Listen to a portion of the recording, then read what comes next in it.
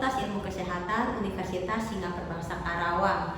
Nah, pada hari ini kita akan belajar mengenai peptida bioaktif dalam bahan pangan, di mana peptida ini termasuk dalam mata kuliah pangan fungsional.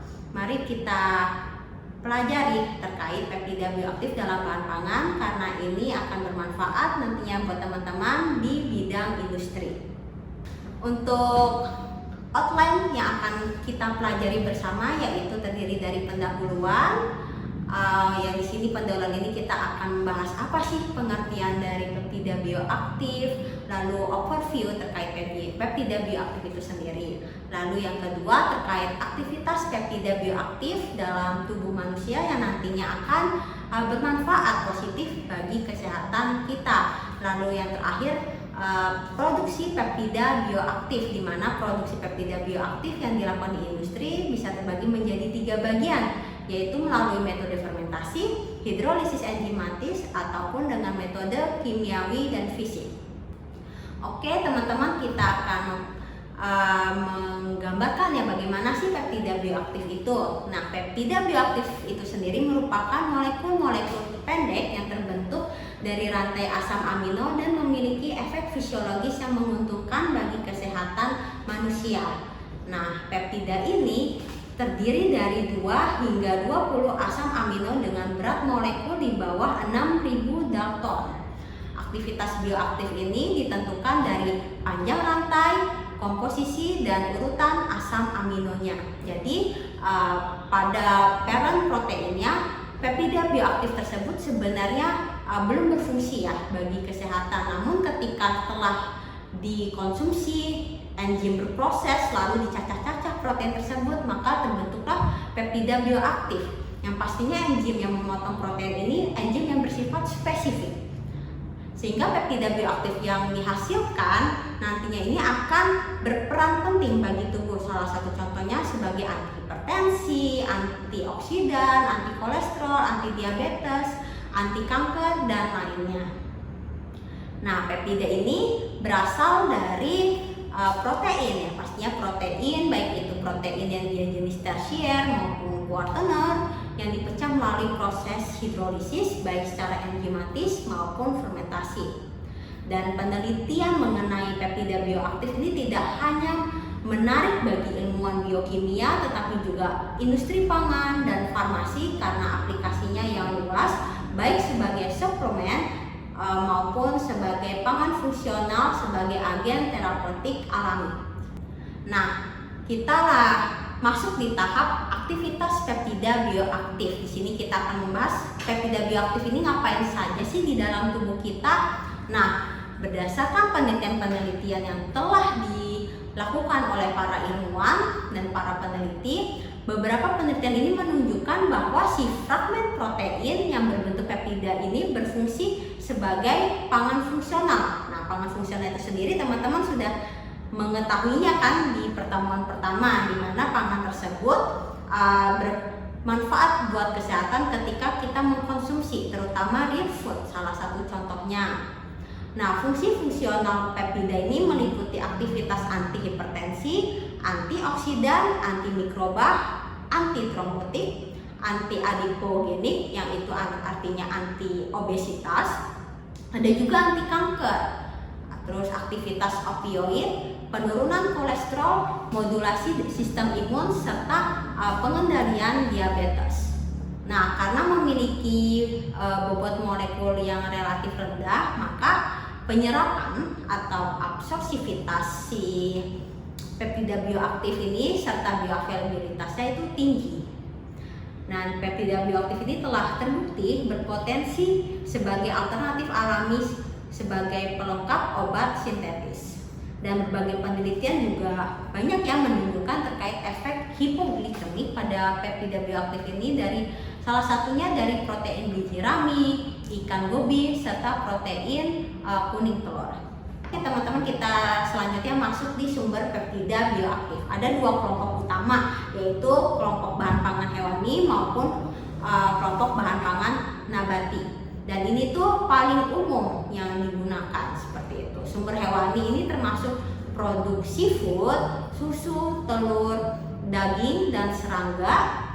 Dan selanjutnya sumber peptida yang berasal dari nabati, contohnya itu seperti kacang-kacangan, biji-bijian yang bisa kita ekstrak peptida bioaktifnya. Dan sumber peptida penting lainnya adalah protein dan produk samping dari pengolahan produk peternakan dan perikanan. Selain itu ada juga mikroorganisme yang bisa kita ekstrak metabolitnya sehingga peptida bioaktifnya dapat kita peroleh dari hasil ekstraksi metabolit yang dihasilkan oleh mikroorganisme tertentu. Dan peptida bioaktif ini yang berasal dari organisme laut diketahui dapat meningkatkan kematian sel melalui berbagai cara. Salah satu contohnya yaitu apoptosis, yaitu kematian sel secara terprogram, perubahan kesetimbangan tubulin mikrotubulin, inhibisi angiogenesis, antiproliferasi, dan efek sitotoksik. Akibat adaptasi unik organisme laut di lingkungan gelap, dingin, dan bertekanan tinggi, keanekaragaman hayati di lingkungan maritim lebih banyak dibandingkan di darat. Dan ini memungkinkan para penghuni laut ini para organisme laut ini untuk mengekspresikan berbagai proteinnya untuk mengatasi kondisinya. Banyak peptida bioaktif dengan potensi anti kanker telah dibuat dari organisme laut termasuk moluska, spons, dan tonik. Peptida bioaktif dari protein ikan laut juga memiliki potensi yang besar dalam pengembangan produk farmasi karena sifatnya yang dapat mengurangi tekanan darah, mencegah penyakit kardiovaskuler, dan anti-inflamasi. Membahas terkait peptida bioaktif yang berasal dari hewan laut. Nah, sekarang kita akan membahas peptida bioaktif dari dairy product. Salah satu contohnya yaitu susu. Nah, produk susu olahan seperti keju, susu itu sendiri maupun yogurt merupakan sumber peptida bioaktif hewani, di mana fungsi protein susu dapat bertindak sebagai antibakteri, antioksidan, dan imunoprotektif. Nah, seiring dengan berjalannya waktu, jumlah dan sifat terkait peptida bioaktif ini diketahui terus meningkat. Ada yang namanya peptida opioid dalam susu yang memiliki sifat yang mirip dengan morfin pada sistem saraf pusat.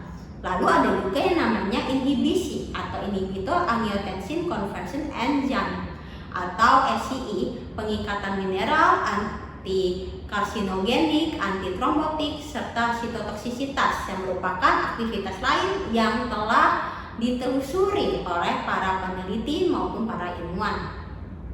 Dan juga mereka menelitinya di model hewan. Nah, di model hewan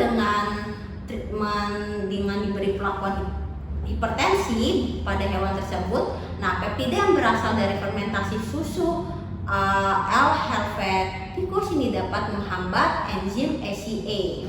Selain itu, peptida turunan dari protein lactoferrin yang ada dalam susu, setiap pemakaian akan melakukan fungsi antimikroba dan imunosupresif.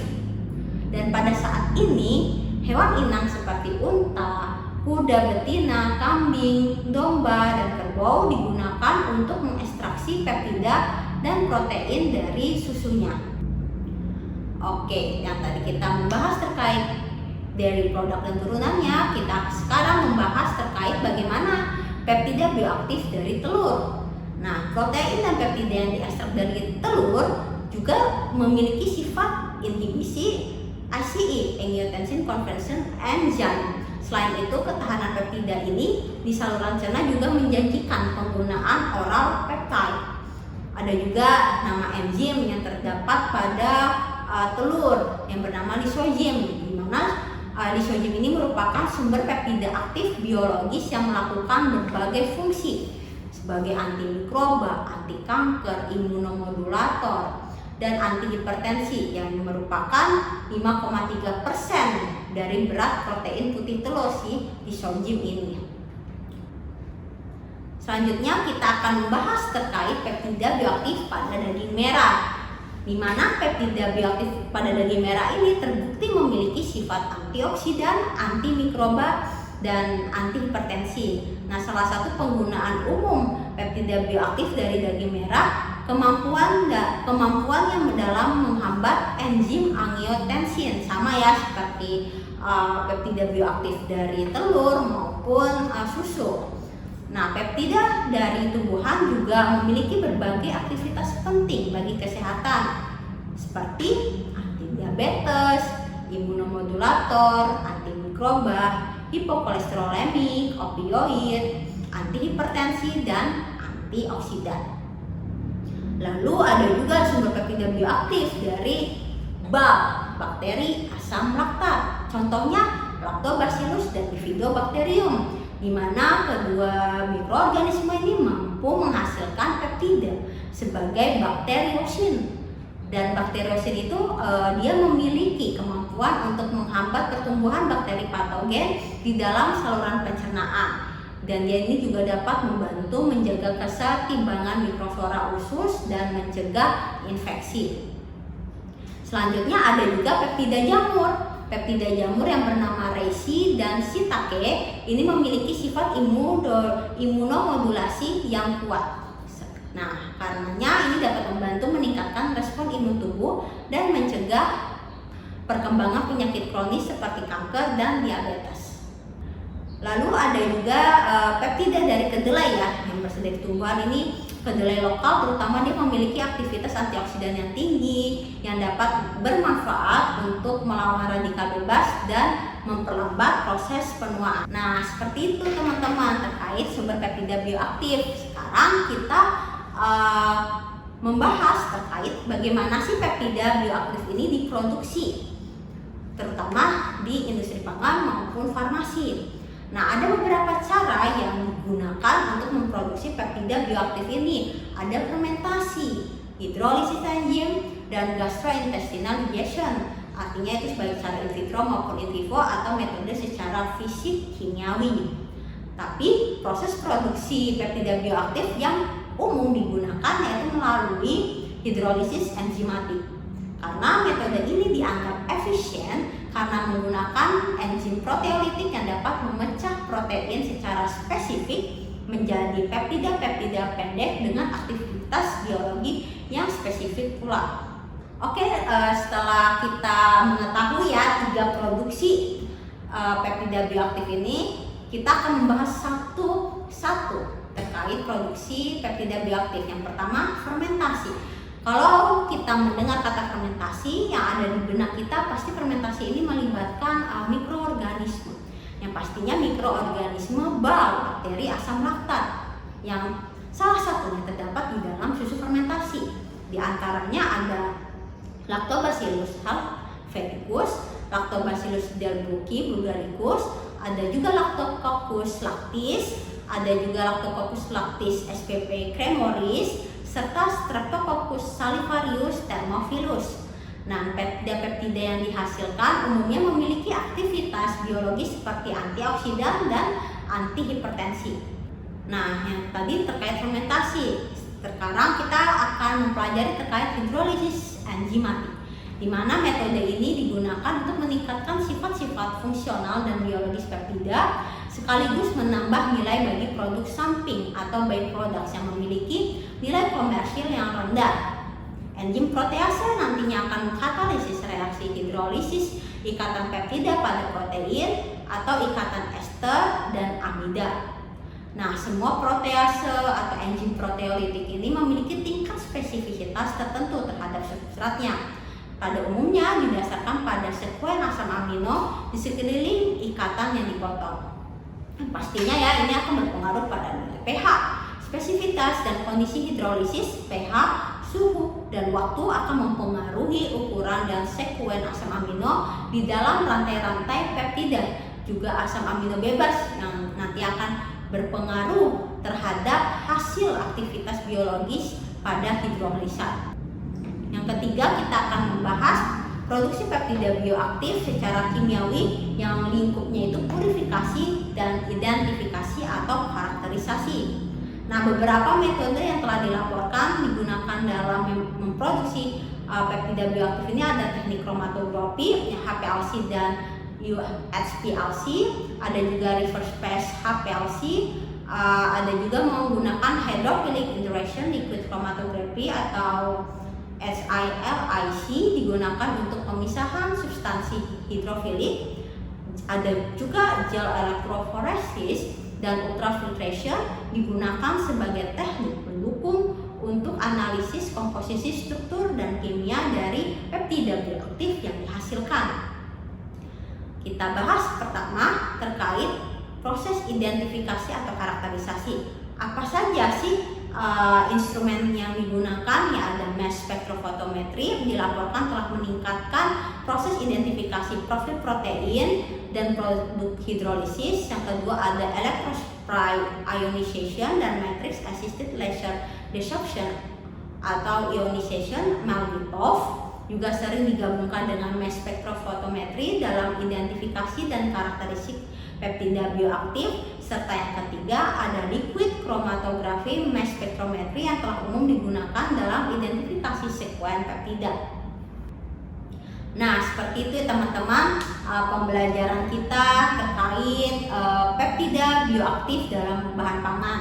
Nah, sebelum saya mengakhiri video singkat kali ini, ada pertanyaan pemantik di mana nantinya kita akan diskusikan di dalam kelas. Nah, pertanyaan pemantik yang pertama, teman-teman pasti mengenal ya terkait susu ikan yang pernah dipromosikan ya oleh pemerintah Indonesia untuk MBG, makan gizi gratis. Nah, menurut teman-teman sendiri, apakah susu ikan yang diprogramkan oleh pemerintah ini termasuk ke dalam pangan fungsional? Lalu teman-teman berikan nih pendapat atau opini teman-teman terkait program susu ikan tersebut. Serta menurut teman-teman, pangan fungsional yang seperti apa sih yang cocok untuk menangani stunting? Oke, sekian kuliah singkat dari saya. Wassalamualaikum warahmatullahi wabarakatuh dan selamat belajar.